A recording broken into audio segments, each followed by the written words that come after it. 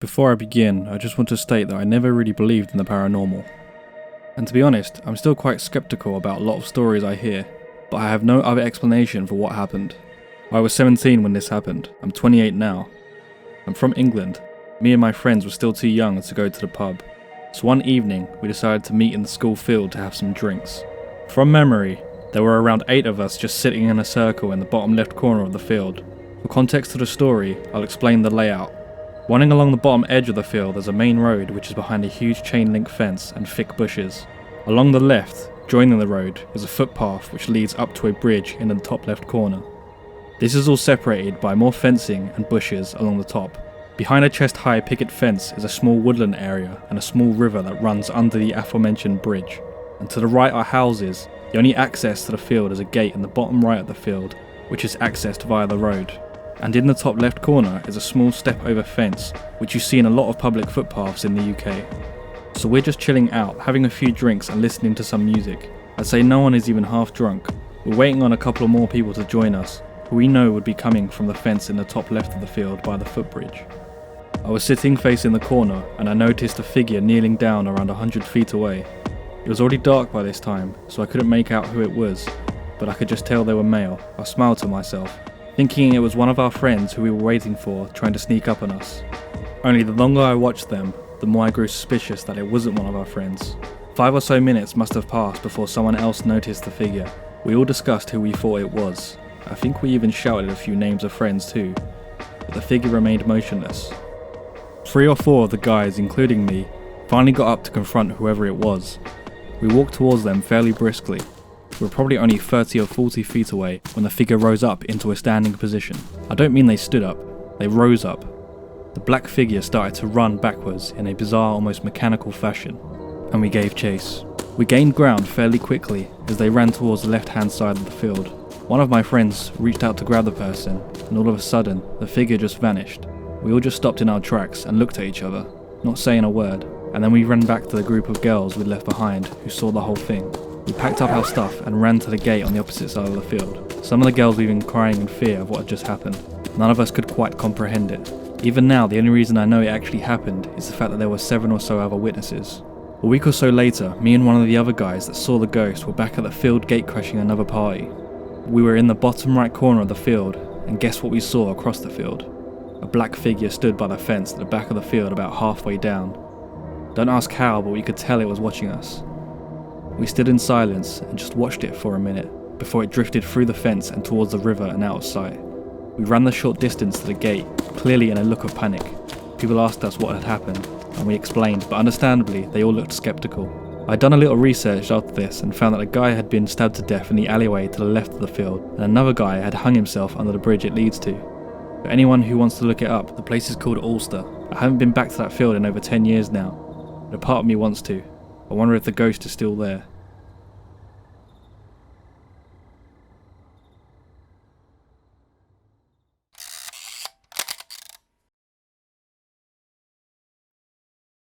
My mum has worked at a small rural hospital for about 6 years now.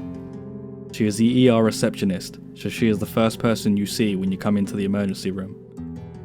The one to give you all the paperwork to fill out and such. Throughout these 6 years, she worked mostly nights, 7 PM to 7 AM, and has seen quite the cast of characters the town has to offer. Every transient druggie and local has passed through that lobby, and she has seen each one at least twice. But one night, she encountered something that she had never seen before, or again since. Back in the first year, my mum was quick to get the hang of things, so she was left alone to work the counter. The ER faced the parking lot, so she could see people coming in from far away and anticipate their moves. One night, at about 2 AM, she was working on her computer, looked up and was surprised to see 2 people standing there, a man and a woman, just standing there, staring at her, and she stared back. The parking lot was dark, no car in sight, and they just appeared. After a long moment, they came into the lobby and went right up to the desk. My mum said the alarm bell started going off in her head that something wasn't right. For one thing, they were very tall. The desk my mum sat at would come up to mid-chest on an average person. With these people, my mum could see the pelvic bone of the woman. They were dressed for hot weather because it was summer. They were also very skinny, and my mum emphasised this, very dry looking, but they didn't look like your typical druggies. The woman kept stroking her neck with long fingers, saying she had a sore throat. My mum, for the first time and only time, didn't say a word. She just looked at them. The word kept repeating in her head, Strigoi. As my mum looked at them, the woman looked to the man, looked back at my mum, and to the man again. The whole time just smiling and stroking her throat, and said to the man, "Do you think she'll let us through, or should we go somewhere else?" My mum stayed silent as the woman repeated the pattern of looks. Then they both smiled at my mum and left.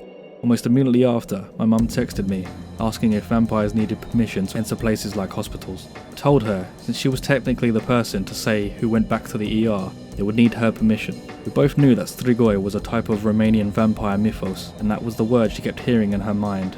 She had never seen that couple again, and we still talk about what happened. It does make me wonder when I hear about stories of black-eyed children and other tales of vampires. What did she see that night? And how close was she to something unreal?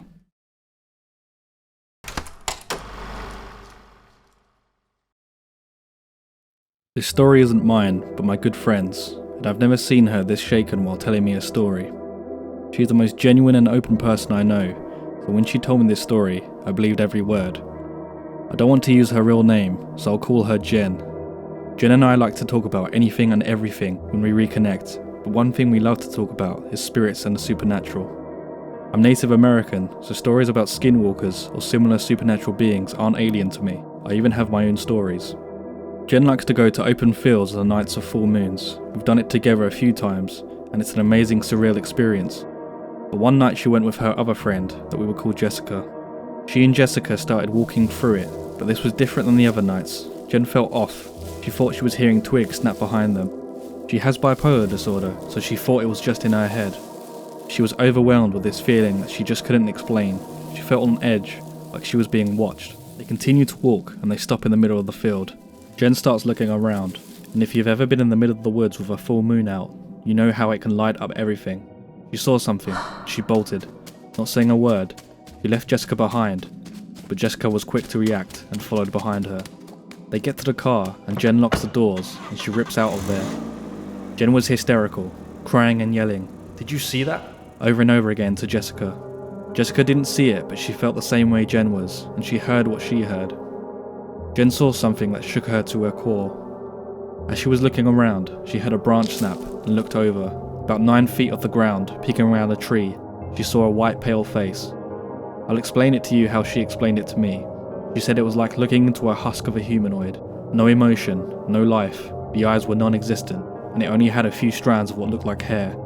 She couldn't see it had a mouth, but she said where the mouth was supposed to be, there was a red stain, what she believed to be blood.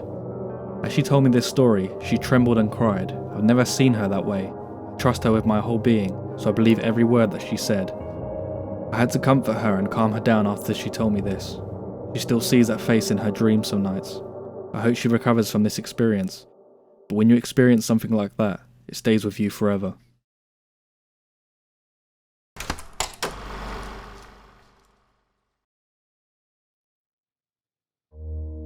I'll preface this by saying I'm generally a very rational person and a skeptic by nature. I didn't grow up in a family that was religious or into the supernatural, and if I hadn't experienced these things myself, there's no doubt in my mind that I wouldn't believe in it today. Our house was built in 1912. On the outside, it seemed like a totally normal house. The moment I stepped inside that house, I felt uneasy and I couldn't explain why. My sister and I shared a room upstairs. I was sitting on my bed in my room one day, facing the doorway. It was one of those accordion doors that would click closed, and there was a space of about 2 feet at the bottom where it didn't reach the floor. It was only my mum and I home at the time, and she was downstairs. I heard the floor creak outside my door in the hallway, as though someone was walking into my room. Then I saw a white mist type figure pass by my door. At first I thought it was my mum bringing laundry upstairs, and I waited for her feet to appear under the door, but they didn't. I went and peeked under my door to see who was in the hallway, and there was nobody there. There was no wind, and no way it could have been a curtain blowing. I definitely saw something pass by my door. Another day I was in my room alone again. My family was downstairs in the kitchen at the time. There was a wardrobe by the door that had a lamp on top of it. I was just sitting on my bed again, and all of a sudden, the lamp started to violently rock back and forth. It scared me, so I immediately ran downstairs, and my family could see I was scared and asked me what was wrong. I told them what happened, and they all looked at each other. I discovered later they tried to protect me from knowing any of the paranormal experiences that happened there. Another day, my sister and I were in the living room. It was summer and we had one of those window air conditioners in the kitchen window. My dad was just finishing building a detached garage outside and had turned the breaker off so that he could finish wiring the electrics to the garage. There was no electricity at all in the house. We were just sitting there and all of a sudden we hear the air conditioner turn on. My sister and I looked at each other and ran outside. My parents asked us what was wrong and we told them how the air conditioner turned on by itself. My dad said, "That's impossible. There's no electricity going to the house." We had no explanation for how it turned on.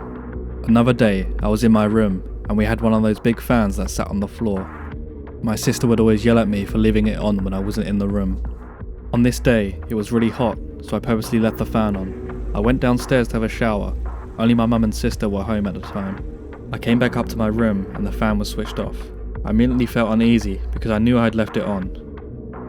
I asked my mum and sister if they had gone upstairs whilst I was in the shower, but they hadn't. There was no explanation for how it turned off.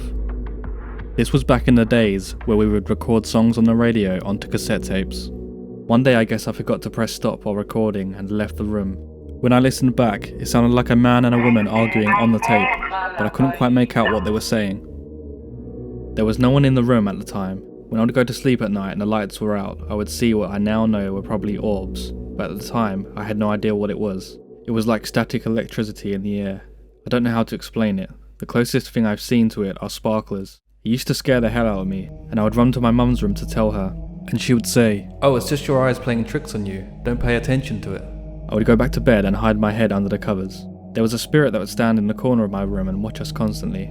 After we moved out, I told my mum one day that our new house felt so much happier than the old one. She asked me what I meant. I told her how our old house had such a heavy atmosphere and felt totally different, and I always felt like I was being watched. I asked her if it was haunted, and she finally admitted to me that it had been, and they had tried to protect me from it because I was the youngest. I described two of the ghosts to her, the female that was always in the corner of my room, and the male spirit that stayed in my brother's room.